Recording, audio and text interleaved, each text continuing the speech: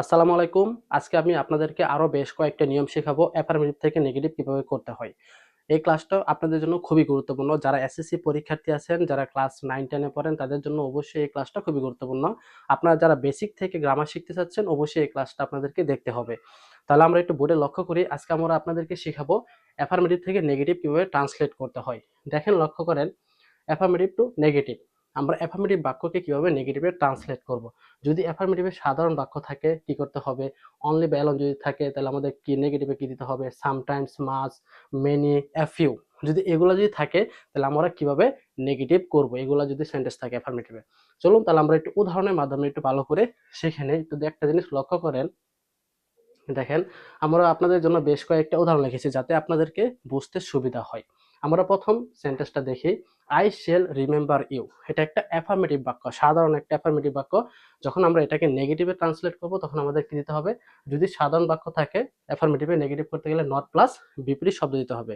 কি দিতে হবে, নট প্লাস বিপরীত শব্দ। একটু দেখেন, তাহলে আমরা এটা করে ফেলি।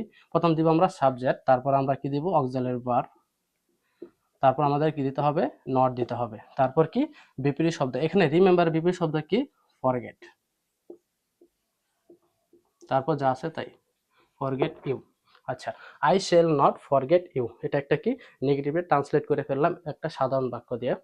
এখন আমরা একটু দেখি, অনলি বা অ্যালোং যুক্ত যদি কোনো বাক্য থাকে অ্যাফার্মেটিভে তাহলে আমরা কিভাবে নেগেটিভ করব। এখানে একটা জিনিস লক্ষ্য করেন, অনলি বা অ্যালোনের পরিবর্তে আমরা তিনটা ওয়ার্ড ইউজ করতে পারি, নান বাট, নাথিং বাট আর নট মোর দেন। এখন আমরা কখন কোনটা ইউজ করব, যদি ব্যক্তি বোঝানো হয় নান বাট, বস্তু বোঝানো হলে নাথিং বাট, সংখ্যা বোঝানো হলে নট মোর দেন। এখন আপনাদেরকে উদাহরণের মাধ্যমে ক্লিয়ার করবো, একটু লক্ষ্য করেন। আমরা ফার্স্টের বাক্যটা দেখি, only he can do the work. এটা একটা অনলি যুক্ত একটা অ্যাফার্মেটিভ বাক্য। দেখেন অনলি পরে এখানে হি আছে, হি কে অবশ্যই ব্যক্তিকে বোঝানো হয়েছে। ব্যক্তি যদি বোঝানো হয় সেক্ষেত্রে আমরা কি দিব, নান বাট ইউজ করব। তাহলে আমরা অনলি পরিবর্তে কি ইউজ করব, নান বাট। নান বাট পরে যা আছে তাই লিখে দিবেন, অনলি পরে যা থাকবে তা লিখবেন, he can do the work. আশা করি ব্যক্তির নিয়মটা বুঝতে পারছেন অনলি যুক্ত। এখন আমরা পরের সেন্টেন্সটা একটু লক্ষ্য করি, a child likes only sweets. A child likes only sweets, এখানে কি অনলি আছে, অনলি যুক্ত একটা কি অ্যাফার্মেটিভ বাক্য। এখন এটা ব্যক্তি না বস্তু না সংখ্যা বোঝানো হয়েছে, এটা একটু দেখেন। অনলি পরে কি আছে, সুইটস আছে, অবশ্যই এটা কি বস্তুকে বোঝানো হয়েছে। যদি বস্তু বোঝানো হয় সেক্ষেত্রে আমরা কি ইউজ করব, নাথিং বাট। কি ইউজ করব, নাথিং বাট। দেখেন, এ চাইল্ড লাইকস, অনলি পরিবর্তে কি ইউজ করব, নাথিং। নাথিং বাট পরে যা আছে তাই দিবেন। ঠিক আছে, তাহলে আমাদের কি এটা নেগেটিভে ট্রান্সলেট হয়ে গেল। এখন আমরা পরের সেন্টেন্সটা লক্ষ্য করি, he is only 10। He is only 10, এখানে কি বোঝানো হয়েছে, অনলি পরে 10 একটা কি সংখ্যাকে বোঝানো হয়েছে। যদি সংখ্যা বোঝানো হয় সেক্ষেত্রে আমরা কি ইউজ করব, নট মোর দেন। দেখেন খুবই সহজ, ভালো করে লক্ষ্য করেন, হি ইজ নট মোর দেন 10 পরে যা আছে তাই দিবেন।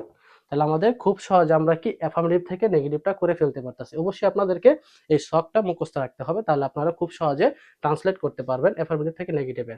তারপরে আমরা একটু লক্ষ্য করি, the poor are sometimes happy. তাহলে এখানে সামটাইমস যুক্ত একটা অ্যাফার্মেটিভ সেন্টেন্স, এটাকে আমরা কি করব, নেগেটিভে ট্রান্সলেট করব। সামটাইমস যদি থাকে তাহলে আমাদের কি দিতে হবে, নট অলওয়েজ দিতে হবে, নট অলওয়েজ। দেখেন, দ্য পোর আর সামটাইমস পরিবর্তে আমরা কি দিব, নট অলওয়েজ পরে যা আছে তাই, হ্যাপি। দেখেন খুব সহজে আমরা কি অ্যাফার্মেটিভ থেকে নেগেটিভের নিয়মটা শিখে ফেলতে পারতেছি।